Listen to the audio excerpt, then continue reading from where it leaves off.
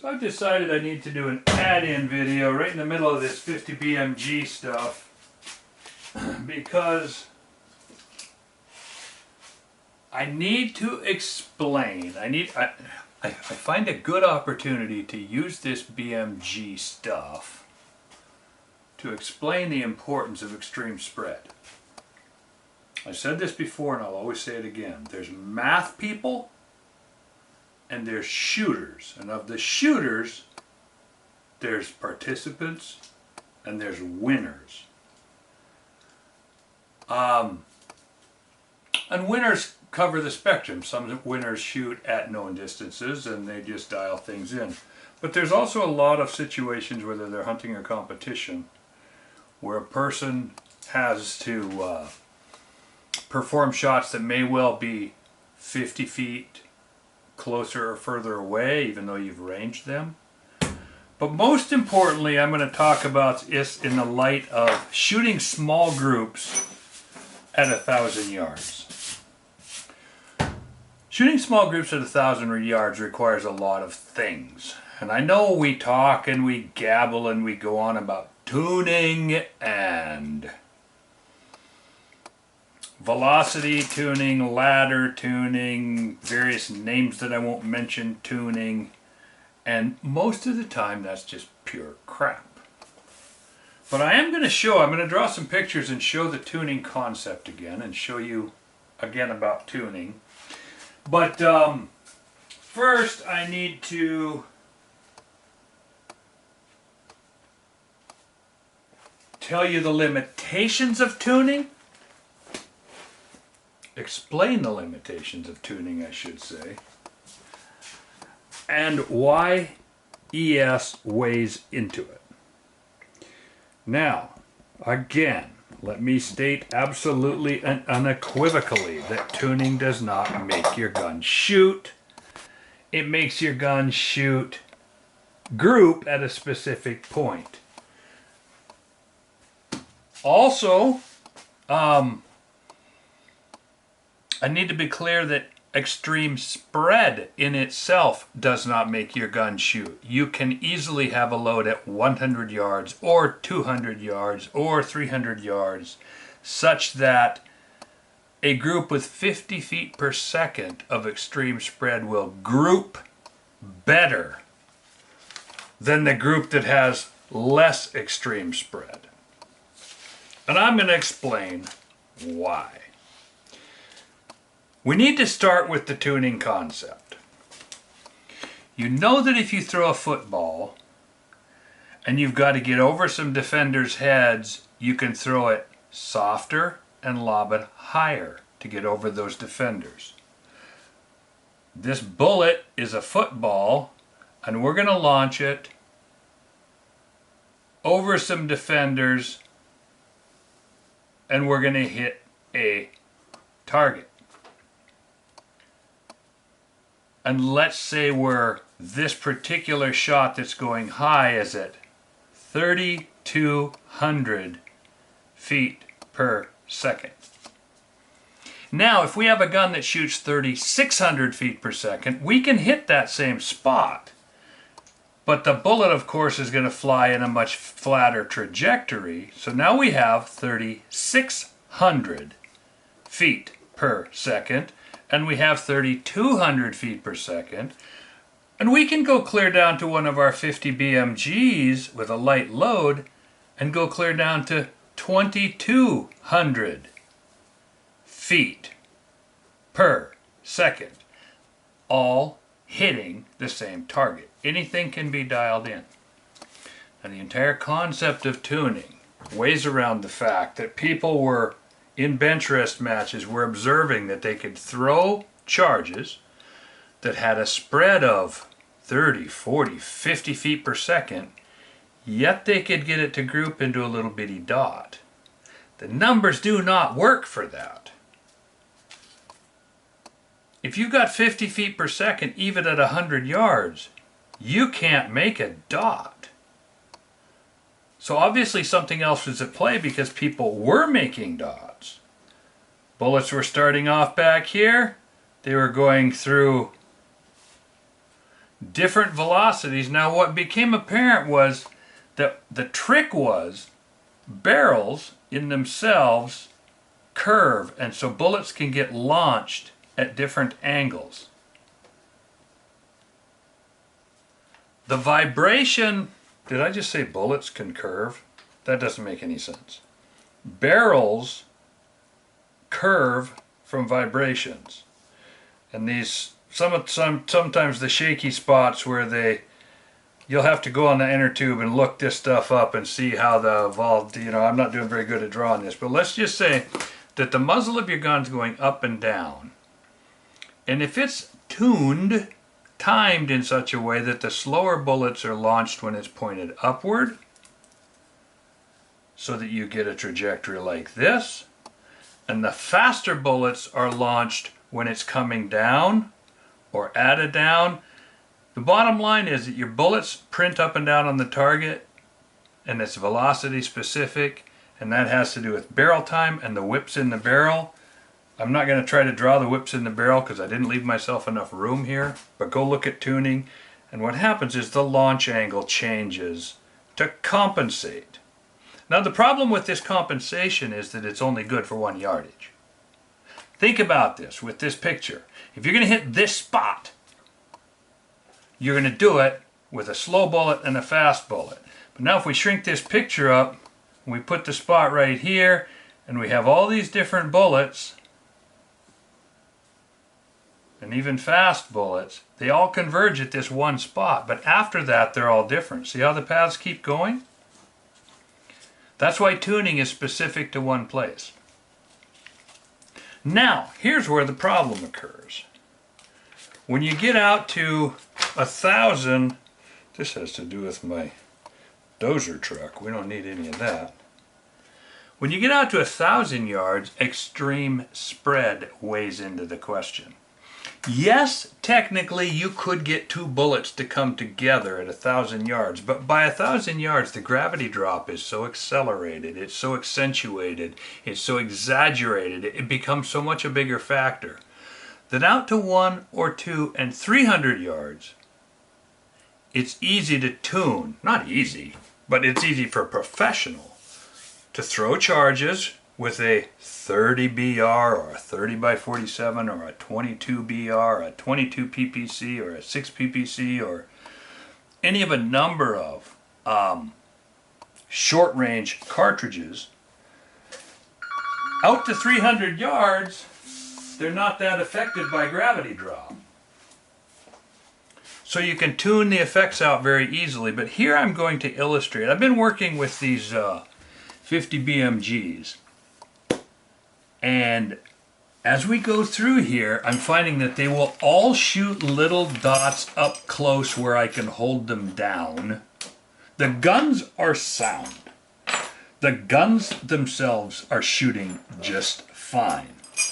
The limiting factors are that once I get the velocity up past 2,200 feet per second, I can no longer ride the gun and become a part of the gun because the pain gets too great. So I have to let the guns free recoil and let them be caught by the muzzle brakes. And that's a hard hit because, as I've shown you in some of the last videos, it'll even break the muzzle brake. So 2,200 feet per second, we have accuracy at 1 and 2 and 300 yards. We have killing energy all the way to 1,000 yards. So in a sense, that could be an effective cartridge. But here's the problem. At that low of velocity, with that humongous case, one of these humongous cases, I could shorten this case up to about here and neck it down and make a super efficient little 50 cartridge. In fact, I have one I call the 50 fart. And it'll shoot from 1,000 to 2,000 feet per second, and I can, up at 2,000 feet per second, even down at 1,050 feet per second, I can get the extreme spread quite low on my 50 fart. Because I'm burning all the powder and I'm hitting it hard, and because that's a small case. Bottom line is, any long-term reloader understands that trying to slow down a case is always a problem. Trying to slow down a big case is not only a problem, it can be incredibly dangerous because of a phenomenon a poorly understood phenomenon called detonation. I cannot just cut this powder column in half or by 2/3 and just put a little powder in here and pop that bullet out without getting down into detonation territory. Now, I know enough about detonation and I know enough about safety that I can drop these safely down to about 2,200 feet per second. Not a problem. But the problem is that the powder column is so small and the chamber is so big and the burn characteristics are so screwed up. That's the reason, but in empirical evidence out in the real world, pretty much any high-end reloader, accuracy reloader knows, and I'll use the term empirically because that means you know from experience, you've actually done it, to get a cartridge to burn cleanly and bring the extreme spread down into what I want to see as the teens or even double digits, you must fill the case and burn it to capacity. So, bottom line is, we have this huge case. We back it down to 2200 where I got good accuracy up close, but the extreme spread is 50, 60, 70. I had one case where it was over 100 feet per second. But I'm having trouble getting it below 50, so I decided to use 50. I'm going to show why the small cases are the low velocity in the big case. Let me be clear. Why the small velocities, 2,200 foot per second loads, become ineffectual at 1,000 yards. Let's say I can get the extreme spread down to 50 feet per second. I have a drawing here. I mapped these all out. I took the time to go through. And this one right here is a 2,200 foot per second load. 2,200, the velocity is, or the drop in inches is 382.95. I take 10 feet per second off, 2,190. It drops to 386. Doing the numbers, this is 3.78 inches. 3.8, 3.9, it builds gradually up to a full 4 inches. And that is 4 inches for every 10. So that's 4, 4, 4, 4, 4, 4. Drop 10, you lose 4 inches. Drop 10 feet per second, you lose 4 inches. So now you add these up. 1, 2, 3, 4, 5, 6. Most of us remember from grade school that 6 times 4, let's do the math, people, 24 inches of drop. 24 inches of extreme spread, or 24 inches of difference in drop, every 10 feet is 4 inches. We do 6 of those, we got 20. So if you have a 2,200 foot per second load, followed by a 2,150, there's already 2 feet of drop. I can't even fit that into the camera. And yes, you can tune some of that out, but you have to be on the range. You have to be specific to all sorts of range conditions at the time. So it makes it essentially useless. So I've broken this all down. And what we have is at 2,200 foot per second loads, every 10 feet, 4 inches, every 10 feet per second. And now if I get this out of the way, you can see I even made it bigger so that you can actually flat out see it. So 2,200 is 4 inches for every 10. 2,600 cuts that all the way down to 2.5 inches per 10. So you can get 30 feet per second and you only got 7 inches of difference. You get 50 feet per second and it's still useful. Now, you get up to 3,000 feet per second, which we're not going to do with these 24-inch barrels. And that number drops down to 1.5 inches per 10. So, 3,000, and if we get a load that drops clear down to 2,950, that's 5 drops, so that's 7.5 inches. We, again, I still got only, in 5 drops, we've only got 7.5 inches. That's still useful. And that's very easy to tune out. And the tuning it out will cover a broad range of weather conditions, humidities, temperatures. So the difference between the little 2200 foot per second load and a big hot rod 3000 foot per second load is that the extreme spread has much less an effect, like 1/3 the effect. But we're going to work in here. 2600 feet per second is where these want to shoot. And at 2600 feet per second, let me get my pen here, it's 2.5 every 10. So if we go 5 times 2.5, we get about 15 inches. As opposed to 24. Not as easy to tune out as down here at 5, 7.5 inches. But still useful. And the other thing that I'm finding, and this is where the paradigm starts to come together, in reality, this is so key to this project. I don't need this because this load and this load are identical. Identical. Because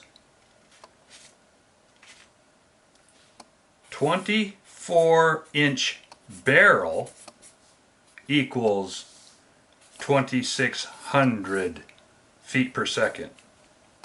That's what we're working with. We take that same load, that 20, and we put it into a 36-inch barrel, and that's how we get our 3000 feet per second. So the extreme spread that we would expect from a 3000 foot per second load, we're getting right here. The load is only 2600, but it's because of barrel length. Barrel length. This is a hot rod load with very low ES. I've had no trouble getting the extreme spread on this load down to well under 20. So we're talking 2 drops, 4 inches-ish, 4 to 5 inches of drop maximum. And when I say 4 to 5 inches of drop, I'm saying from the extreme spread. We can get the ES drop at 2600 equals 3 or 4 inches. When I say ES drop, I mean the variation or the fluctuation due to extreme spread is only 3 to 4 inches. It's actually the same as this right here, this 3000 foot per second load, because the 3000 feet per second is not generated by the load. It's generated by the 36 inches of barrel length. So go back and think about this. We're shooting a 3000 foot per second load, ramping it up until the extreme spread shrinks to virtually nil. The only thing we're doing different now is you put that through a 24-inch barrel, you only get 2600 feet per second out of it. And these numbers are a little skewed. I can actually work anywhere from 2550 to 2650 quite comfortably, and in reality this 3000 even is more like 2900, 2950. So the differences aren't as radical, but I'm showing the radicalness. Take this same hot rod load right here, ramp it up till the extreme spread flattens out to null, and that's like a 3000 foot, 2950 foot per second load in a normal gun. Now we put it in one of our 24 inchers, we've retained that extremely good extreme spread. It was hard for me there because I'm using extreme twice. Call it ES, and sometimes people don't know what ES is. So extreme spread is the difference between the highest velocity load and the slowest velocity load.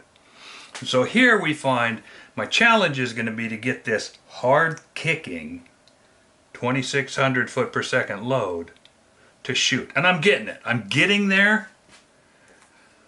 But it's going to be, it's really dependent on, I'm down to where it's about gun balance and all kinds of things that I have to make the guns free recoil like a bench rest type gun. And that's not as easy as it seems, but I'm getting hope. I'm just finding that the balancing increments on this big dog are just as picky, finicky as they are on a 6 PPC or a 30 VR or something. It's not like there's a wider forgiveness. In fact, I think the forgiveness window might be skinnier. But we are approaching our parameters. I might actually, because it's going to take a lot of shooting, I've been making cases, but it's going to take a lot of shooting to iron this out. I might have to slip in some more episodes here. For instance, I want to go out and shoot some 30 caliber stuff and make some little tiny round holes because I want to test and see if my Revenant project is up to speed. I might even stick it in way ahead of these, so I shouldn't be talking about it. But the point is, I just wanted to let you know, the battle right now is between extreme spread and tiny groups. I need both. I need tiny groups and extreme spread. And I'm getting closer and closer to getting it. But some of you may have wondered again why I'm so upset about extreme spread. And the reason is a 2,200 foot per second load has 4 inches of extra drop for every 10 foot, or 4 inches different. 10 feet per second high goes up 4 inches. 10 feet per second low goes down 4 inches. Now if I could get these up to 3,000 feet per second, that number goes from 4 inches of difference all the way down to 1.5 inches. Now through all this, the wind drift stays about the same. There's no huge wind drift, so that's taken care of. But the difference between 4 inches per 10 feet per second versus 1.5 inches or even 2.25. And here's how we lick it. Up here, we not only got the 4 inches per 10, but we're running 50 feet per second ES. Here we can get down to low ES, like 20 feet per second. So that's only a 3-inch total. But now here in the middle, we use that same load. We should get the same ES. We got a little bit more drop. But when the extreme spread's not 50, but it's down at 15, all of a sudden that 2 to 4 inches of drop falls within our parameters. You can almost call that waterline. It'll shoot flat.